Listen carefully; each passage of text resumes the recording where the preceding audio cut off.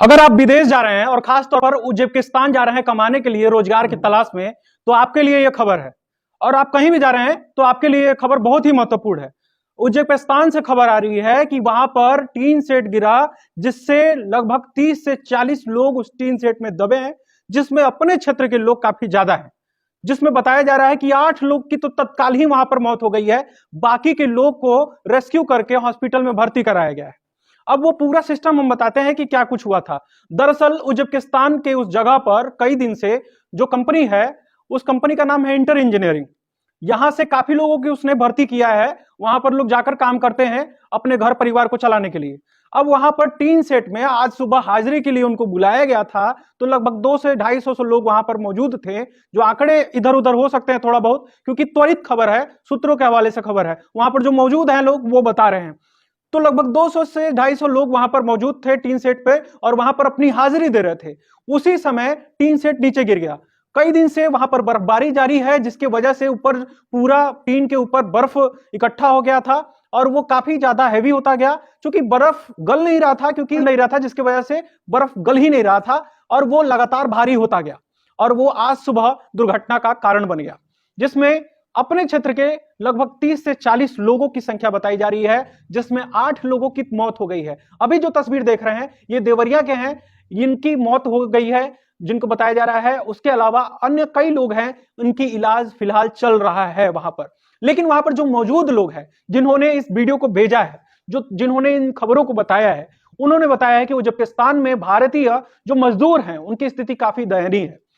वहां पर जो कंडीशन उनकी है वह जो इंडियन जो मजदूर होते हैं उनकी कंडीशन से भी बदतर है। आपको सिलसिलेवार ढंग से बताते हैं कि उज्बेकिस्तान आपको क्यों नहीं जाना चाहिए।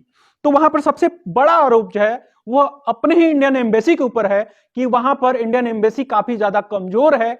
अगर वहां पर कुछ भारतीयों के साथ होता है तो इंडियन एम्बेसी उस पर कार्रवाई करवाते हुए कम दिखती है। इस तरह की घटनाएं आए दिन होती रहती हैं कि वहां पर किसी भारतीय मजदूर की मौत हो जाती है, लाशें यहां पर भारत आती हैं, लेकिन इंडियन एम्बेसी उस तरीके से उस पर एक्शन नहीं लेता है, या अन्य चीजों से उनको बॉन्ड करना, उनकी सैलरी समय पर न देना, इस तरीके की तमाम समस्याएं आती हैं, लेकिन इंडियन एम्बेसी इस पर काम करते हुए कम दिखती है। वहां के जो मौजूद लोग हैं उनका ही ये आरोप है।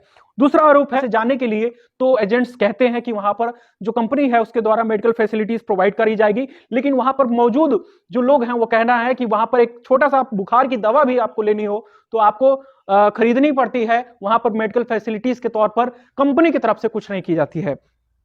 तीसरा बड़ा आरोप आपको बताएं कि वहां पर तमाम तरह के काम का दबाव वहां पर कराया जाता है कि आपको ये काम नहीं करेंगे तो आपकी सैलरी बॉन्ड कर दी जाएगी, आप ये नहीं करेंगे तो 2 महीना सैलरी रोक दी जाएगी, आप ये नहीं करेंगे तो आपकी वीजा आपको नहीं मिलेगी। इस तरीके से कई तरह से आरोप वहां के लोग यहां से जो गए हुए हैं वो लगाते हुए दिख रहे हैं। और आपको एक और तस्वीर देखने को मिली, वहां पर रहने की स्थिति जो है, जैसा कि हमने अभी आपको बताया कि रहने की स्थिति भारतीय मजदूरों से भी स्थिति खराब है। भूटान आप जाते हैं, वहां पर थोड़ा काम करना आपके लिए आसान है, बांग्लादेश में काम करना आसान है, लेकिन उज्बेकिस्तान जैसे देशों में आपकी जिंदगी कुत्ते और बिल्ली की तरह हो जाती है, जिसकी तस्वीर आप देख सकते हैं कि इस तस्वीर में साफ तौर पर दिख रहा है कि यहां पर भले ही लोग आए और सूट बूट पहनकर मोटरसाइकिल पर सवार होकर, बुलेट पर सवार होकर घूमे, लेकिन वहां पर स्थिति उनकी क्या हो जाती है। और अब आपको बताते हैं कि तमाम इस सब दिक्कतों के बावजूद लोग उज्बेकिस्तान जैसे देश पर जाते क्यों हैं।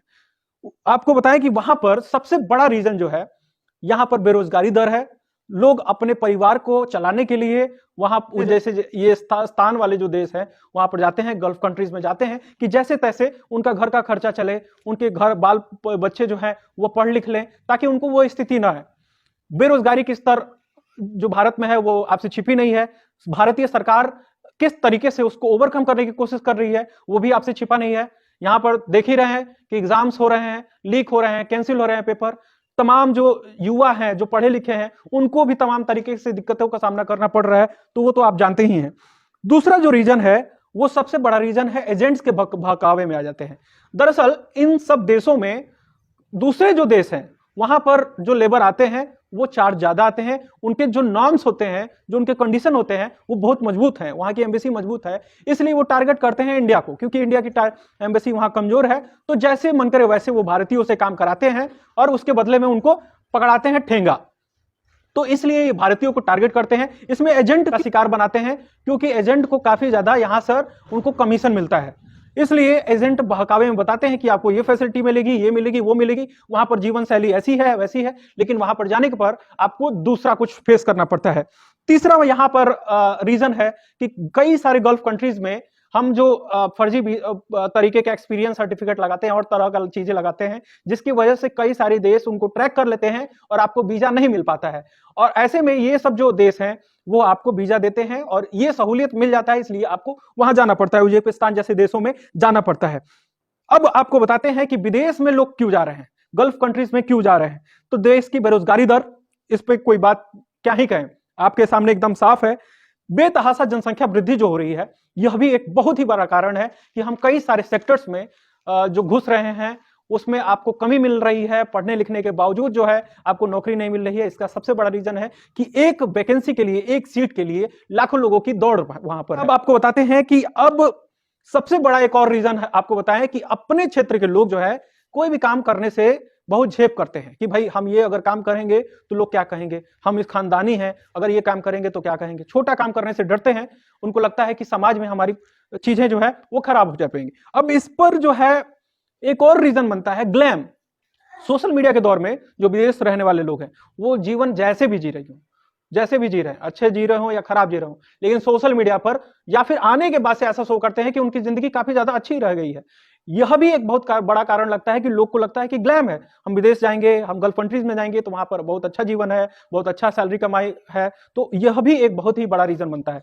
अब आपको बताएं कि क्या करें इन सब मुसीबतों से बचने के लिए, क्या कुछ उपाय है कि आपके साथ इस तरह का चीज ना हो, कैसे आइडेंटिफाई करें कि इन देश में नहीं जाना है। तो आपको बताएं कि आप सबसे पहले जाने कि ऐसे कौन से देश हैं, पता करें कि ऐसे कौन से देश हैं जिनकी जो एम्बेसी है, इंडियन एम्बेसी है, वहां पर मजबूत पकड़ रखी हुई है, जिसका उस देश से अच्छा रिलेशन है, उस देश पर जाए ताकि आपको किसी भी तरीके से अन्य सामना ना करें। जैसे टर्की जैसे देश है, वहां पर जाने पर हो सकता है कि आपको समस्या का सामना करना ही पड़ सकता है। भी मालदीव में जाते हैं तो मालदीव में आप जो है वहां के लोगों के द्वारा जरूर शोषित किए जाएंगे, ये कंफर्म है। तो ऐसे में यह बात समझना जरूरी है कि कौन से ऐसे देश हैं जहां पर हमारी भारतीय एम्बेसी, भारतीय दूतावास का मजबूत पकड़ है, वो गजब से पैरवी करती है, वहां पर आपके लिए लड़ती है, उन्हीं देश का चुनाव करें।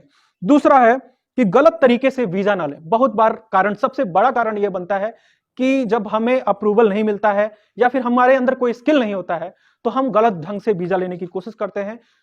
वह भी एक बहुत ही बड़ा कारण बनता है कि वहां पर जाने के बाद से जब वहां के जो कंपनी है या रिसोर्स पर्सन है उसको पता चलता है सच्चाई का, तो वो आपको रोक लेता है, आपकी सैलरी रोक लेता है या फिर आपका वीजा रोक लेता है। तो इससे भी, ये भी आपके लिए जरूरी है कि आप गलत वीजा का चुनाव ना करें।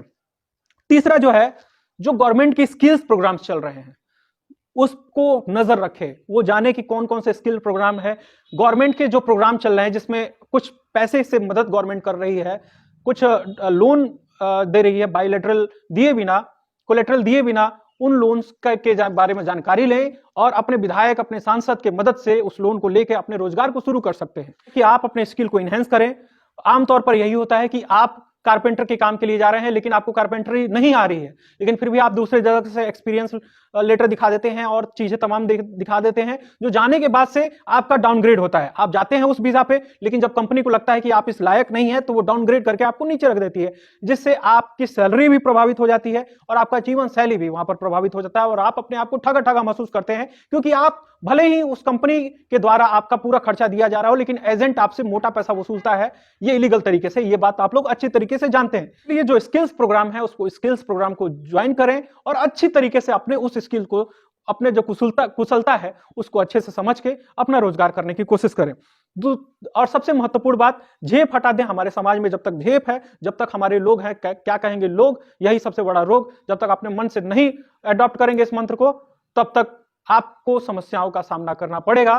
किसी भी व्यक्ति की जीवन को आप उठाएंगे जो आज अरबपति है, उसका जीवन भी शून्य से ही शुरू हुआ है, शून्य से शिखर तक गया हुआ है। तो ऐसे में इन सब सबक से आप जाएं अगर विदेश जा रहे हैं कमाने के लिए, लेकिन पूरी तरीके से एजेंट का सत्यापन कर लें, जो कंपनी जो इमिग्रेशन कर रही है उसके बारे में जानकारी ले लें, और एम्बेसी से एक बार जो है उसका पूरी तरीके से क्रॉस चेक करा लें। किसी तरह इलीगल काम ना करें ताकि आपके साथ इलीगल काम ना हो। वीडियो को ज्यादा से ज्यादा लोगों तक शेयर करें, क्योंकि अभी भी लोग वहां पर जाते हैं तो हमें संपर्क करते हैं, प्रवासी मदद फाउंडेशन की मदद लेनी पड़ती है हमें उनको वापस बुलाने के लिए। तो ऐसा नौबत ना है, इसके लिए जरूरी है कि आप सभी उन लोगों को शेयर करें ताकि उनके साथ कुछ गलत ना हो। आप सभी भाई बहनों को हमारी तरफ से कहेंगे कि आप लोग सतर्क रहें, इस चैनल को फॉलो कर लें, और अर्जुन वेदांत जो पेज है मेरा उसको भी फॉलो कर लें, ताकि आपको ऐसे अपडेट्स हम समय समय पर देते रहें और आपके साथ गलत ना हो। जय हिंद।